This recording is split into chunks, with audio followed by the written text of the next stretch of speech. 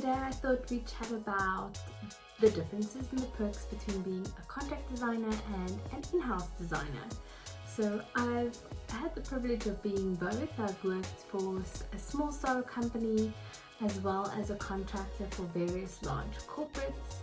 And I don't know, I feel like, the contractors have gotten a bad rep out there, but I've really enjoyed my time as a contractor almost more than I've enjoyed my time as an in-house designer. But let's get into it.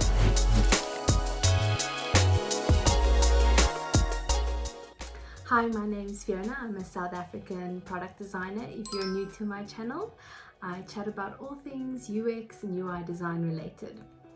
So today I wanted to just clear up what the differences are between a contract position and an in-house design position, and also like what I've experienced to be the benefits or the pros or the cons. So let's maybe just define what the difference is.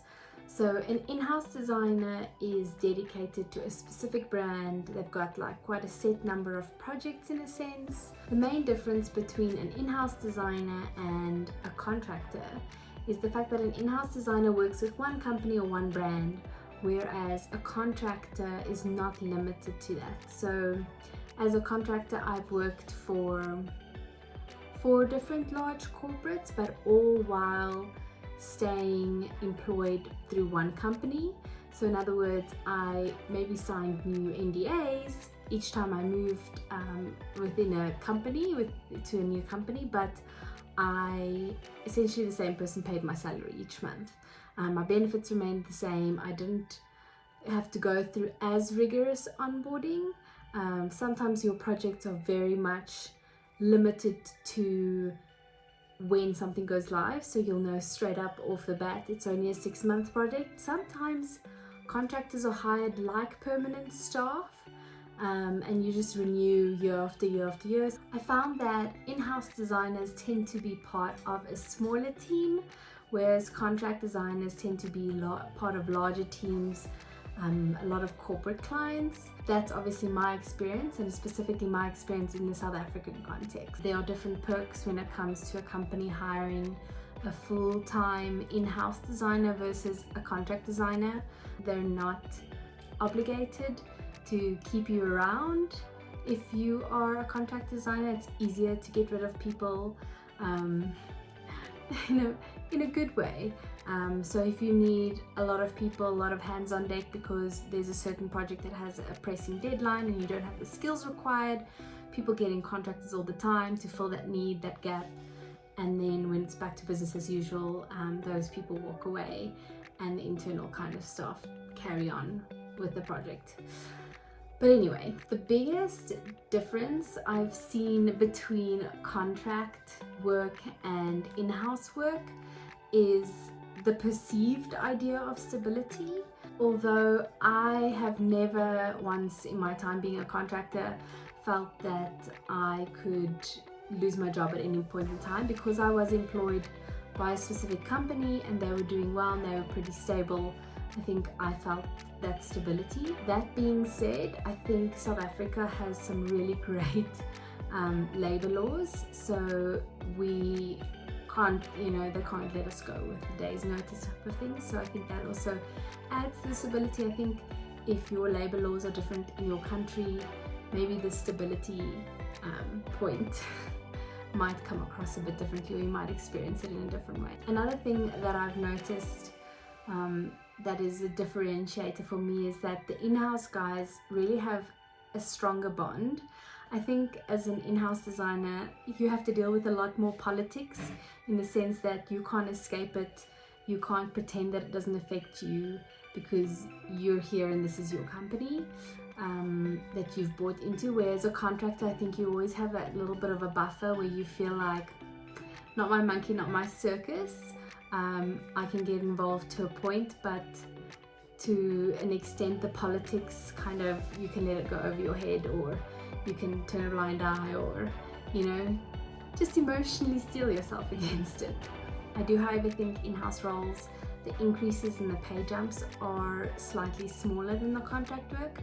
I think with contract work, it's because you're renegotiating your contract on a project basis, there's an opportunity for more frequent pay jumps. But like I said, this is really, it's not set in stone, but I think there is a little bit more leeway there. The best part about being a contractor is life is not boring. There where you feel like you're stagnating, or you're bored of a project, or the politics of a certain client or project gets too much, you can request a client change. Now, just because you request a client change doesn't mean you're going to get it, but eventually they might be able to find you a new client, a new project, and you'll be able to shift over. So that is easier to do than to be an in-house designer and be like, I'm jumping ship now and finding a new job and going through an entire interview process and maybe being accepted, maybe not being accepted. So honestly, for me, the best part about having been a contractor was variety is the spice of life. The biggest negative I found about being a contractor versus, I don't think you get this as much in-house, was a little bit of the prejudice. On the day-to-day, on the ground with your teammates, it's not really evident. I think depends where you are and how the company's set up and what the culture is, but I've never felt like discrimination against contractors on that level. And like I said, I think in-house designers they are in it for the long haul, so they have deeper, more meaningful relationships with their colleagues. But that doesn't mean that you can't have it as a contractor, those relationships. But when it came to things like your team being up for internal company awards, so the tech award of the year, or this project went live and everyone put in a lot of effort and we want to incentivize and reward the team members who worked hard, that's when I saw the prejudice happen.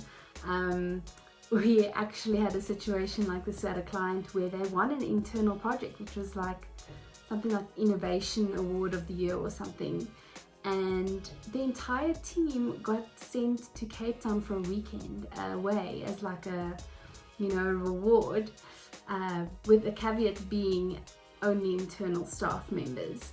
And at that time it was quite controversial because half the team was contract workers. So that's the only time I've ever actually experienced a negative side to contract work. I must say I've had quite a positive side. I really do think like contract versus in-house, it really depends on your personality type and maybe even where you are at your career, because I started out as a contract worker quite early on in my career, and I think that was great for me to not have to be stuck doing one thing, and I could kind of jump and see different companies, different team sizes, different projects, get exposure, network a bit, meet people. All that to say, the lines are a bit blurry. You can get any of these perks, I think, in either kind of role or position. And I think with in-house, you get to be more generalist. You get to do a bit of everything, whereas contractor, you can get really specialist, like they want a specific skill and that's all you'll ever hone in on in that kind of environment. But anyway, I would love to know from you, have you experienced both? Have you been an in-house or contract designer? And what do you think the pros and cons are? And which would you rather be? We like to, think the grass is greener on the other side. And I think both of them have perks and both of them have their downsides too. And it really depends what you want out of your next job. But yeah, love to hear from you. See you in my next video. Bye.